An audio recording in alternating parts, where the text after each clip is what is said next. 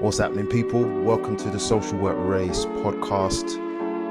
Interesting topic today. Let me just give you a disclaimer. I am not giving medical advice. I am just sharing information that I've gathered. I've done a little bit of research, and I must say a lot of what I'm dealing with today is from what I've been seeing over the years, many years working with children and families. And the topic for today is the power of sugar. Sugar is, it is really in our food chain, a major player in our food chain. And the reason why I have focused on sugar is because I think that I was saying to myself, there's a link to what we're seeing in society. I predominantly work with children and families, and there's a link. There is a pattern and an epidemic of behavioral challenges in society, and sugar appears, for me, from my observations, appears to be a very silent cause, or contributor is the word actually I'm looking for. So I want to look into this because as a social worker, and on my platform, I'm trying to address things that aren't addressed openly enough. What I'm talking to you about today has been heavily researched. It's just that I'm using my platform to just make a louder noise about some issues. Again, I'm not diagnosing anybody, how can I? But it's just to highlight issues, and I really want this to be pushed to parents and for other social workers to consider just recommending or pointing families in a direction, family practitioners no less so, to just point families in a particular direction to consider some of these things. Okay, so I want to look at sugar today, and let's just have a very basic overview of sugar. So sugar is energy, and there are many types of sugar. There's lactose, maltose, sucrose, glucose, and a few others as well. And the thing about it is that it comes in different forms, and not all forms taste sweet, which is why the whole thing of sugar can be misunderstood.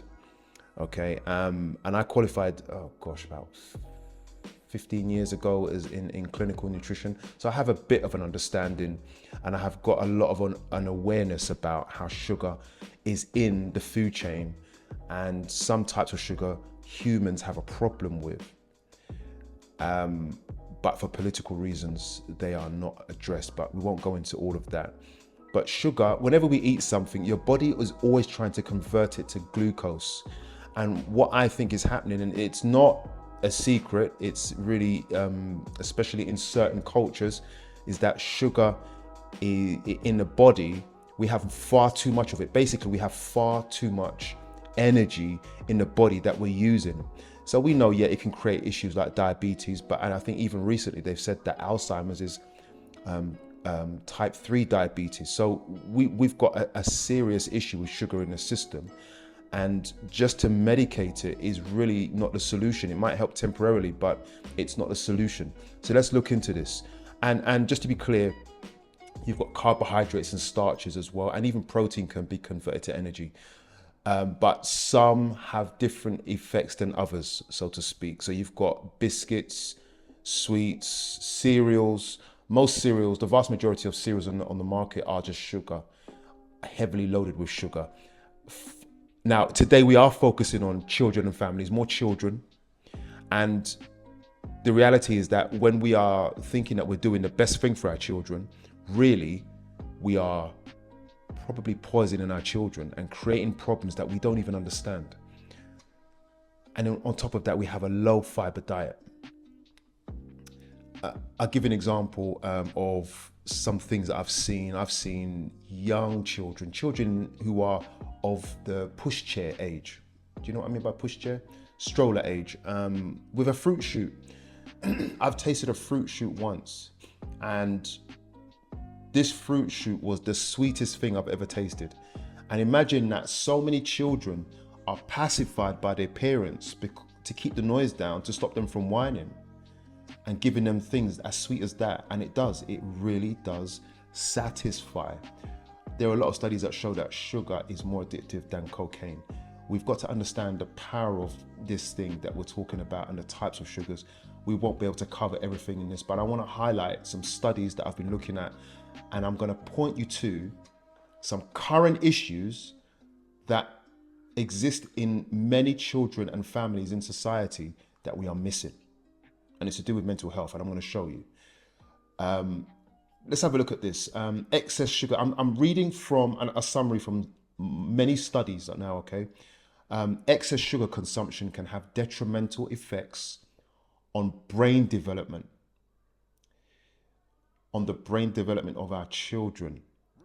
Another study says that excess sugar puts the brain into overdrive. And the thing is, a lot of you don't even understand what excess sugar looks like in your diets, because it's normal. It's what you've been doing all your lives. We might get there one day, but it's just to highlight the issue. Excess sugar puts the brain into overdrive, leading to hyperactivity, mood swings, and potential long-term cognitive deficits. Sugar has an addictive effect by stimulating the brain's reward system. Yeah, we know that because we like to feel good. And when we feel good, we have to understand the pattern of what makes us feel good. And sometimes it's actually that munch of that favorite snack, and it's usually sugar-based. Let's look a little bit deeper. Chronic sugar consumption has been linked to increased risk of mental health problems like anxiety and depression in children and adolescents. And I have seen this also in adults. It can also impair learning and memory. It gets deep. Prenatal and early postnatal exposure to excess sugar, including through the mother's diet, may alter the early organization and development of brain tissue, with potential lasting impacts on cognitive, emotional, and behavioral functioning. I have so many studies listed out here, and they're pointing in a particular direction at this point. Okay, sugar is involved in, or is present in, the research showing that it's affecting our children's development and our emotional and mental well-being. It gets deeper. Major sources of added sugar in children's diets include processed foods like sodas, sweetened cereals, and baked goods. Reducing consumption of these foods and focusing on whole nutrient-dense foods is important for healthy brain development. Consumption of sugar-sweetened sodas has been linked to increased aggression, withdrawal, and attention problems in young children as young as 5 years old. Now, I know this. I remember I used to work as a pastoral manager in a special educational needs provision, and I remember that we had to ban sodas because of, and this is for teenagers, okay, adolescents. We had to ban sodas in the schools because it was seriously impacting behavior. And when we banned it, a lot of the children didn't get to drink their sodas or their Red Bulls or their energy drinks before they came to school. And we saw a significant difference in behavior in these teenagers. Studies have found that children who drink more soda, even as little as 1 serving per day, show higher scores on measures of aggressive behavior compared to those who drink no soda. The effects appear to be dose dependent, with more soda consumption associated with greater behavioral issues. Yeah, see, some of us as parents, we need to look at our children, and then we're looking at ourselves to understand how we are contributing to the behavioral challenges of our children. Soda consumption has been associated with higher scores on attention problems and withdrawn behavior. And it suggests that sodas negatively impact cognitive function and emotional regulation. I think what we're looking at here is just an accumulation of information that points to a lot of behaviors that we're seeing in our communities, in our schools. Now, I want to get a little bit technical with you, and I think you can get it because if you've watched this far into the video, you will be able to get this, I think, right? And what we're looking at here is more a focus on mental health and how sugar impacts mental health, but it's a little bit more of a mechanism that we have to look at. Check this out.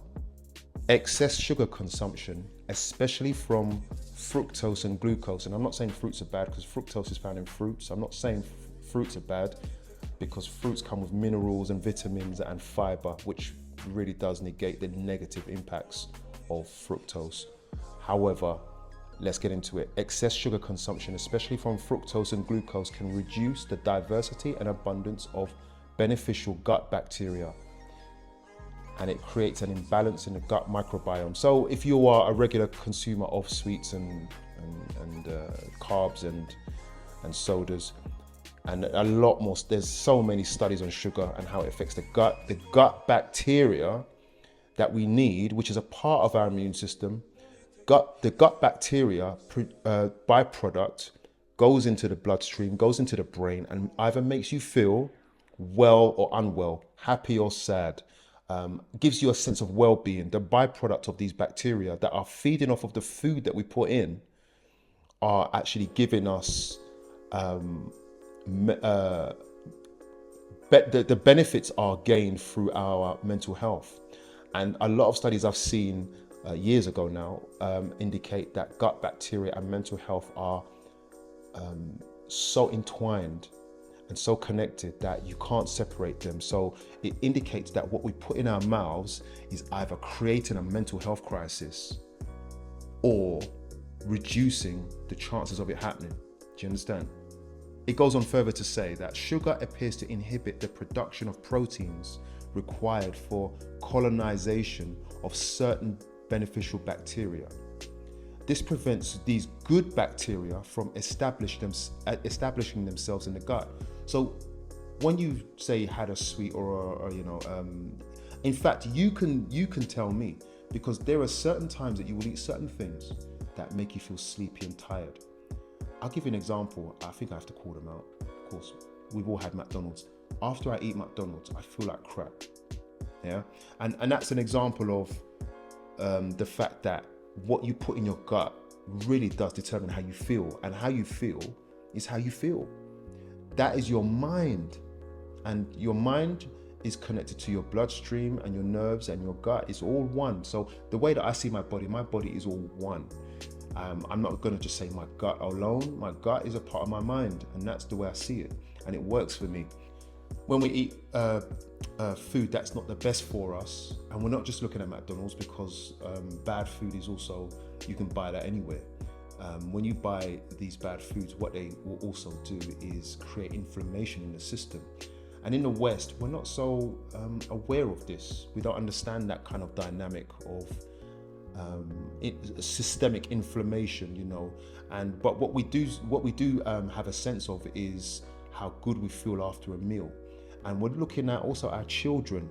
I want you to reflect on yourself with what I'm saying, but understand what this might be for children when they have inflammation of the gut. And it could be very mild but chronic meaning long-term, consistent.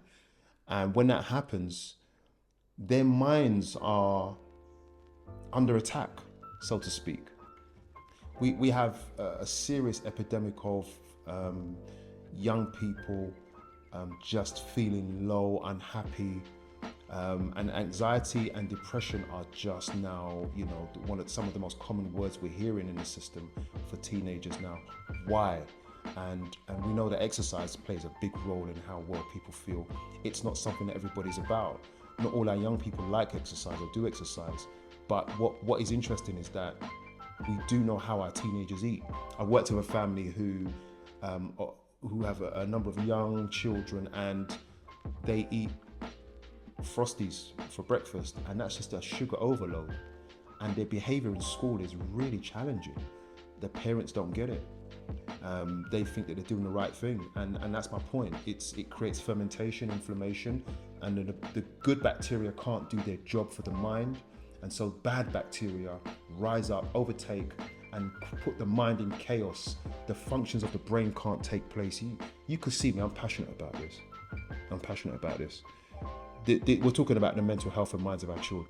Another study, let me just establish this further. Another study says that the gut microbiome plays a crucial role in synthesizing neurotransmitters and modulating the brain-gut axis. Dysbiosis, this is when this whole process is disrupted in the gut. Dysbiosis can disrupt this communication pathway, which means that the brain becomes to some degree dysfunctional or impaired. Chronic inflammation from a disrupted gut microbiome is linked to increased risk of mental health issues like anxiety and depression.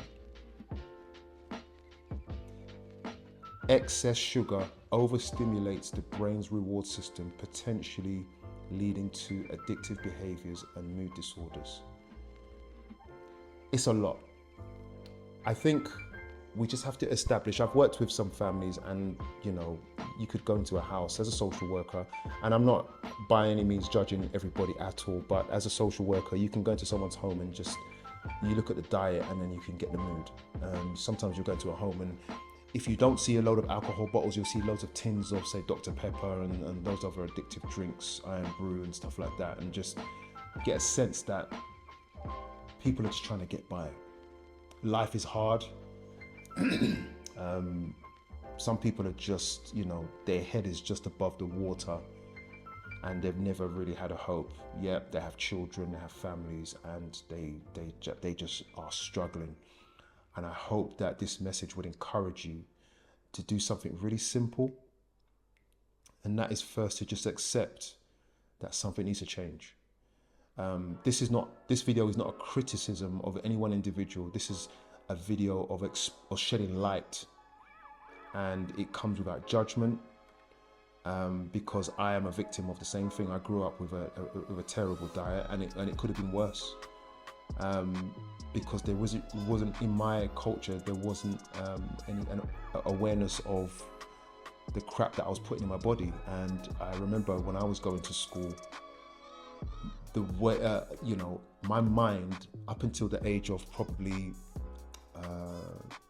22, 23 was completely clogged as far back as I can remember. I just remember not understanding anything, not getting it, not being motivated, and mental health was and mood disorders were not really seen so much in my day back in when I was in school in the 80s. But I can tell you that I know what it is to feel clogged, to feel like you can't, to feel like you're under a heavy weight and you don't understand what it is. I understand that. I understand levels of depression from personal experience, as a degree of anxiety.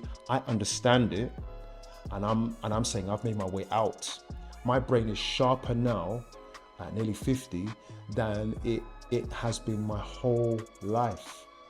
And I noticed that if I eat well and just stay on that journey of searching for well-being through diet and exercise and other exercises and things that we could do for ourselves, I can feel the difference.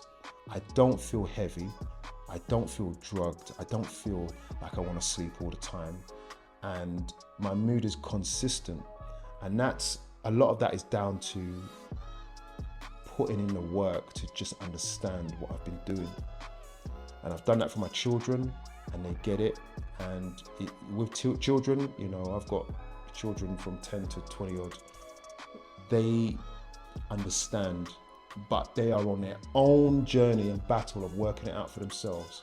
But I've put in some foundations.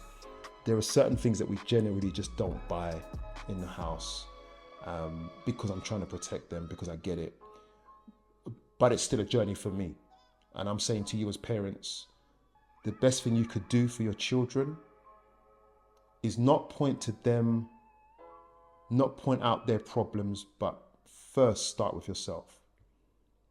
I hope that makes sense, and I hope you take that in the right spirit. Start with yourself, let them see the change with you, and that is the biggest testimony and the loudest message that you ever will preach and share is the life lived. The life lived. And that's a social worker talking to you all about doing the best for your families in a very different way. And I hope it works for you. I hope nobody takes this the wrong way. I hope that people don't watch the first 5 minutes and then say, he's not a doctor, how is he supposed to know? I hope that people don't want to criticize me just because they hate social workers. Listen to the message. It has the very best intentions. I'm trying to say live well so that you can live well. Live well so that you don't have to fight. We're all walking uphill at different rates, okay? And in doing that, if we could just support each other on that journey, you know? I hope this works for you. Please subscribe, please share, and please live.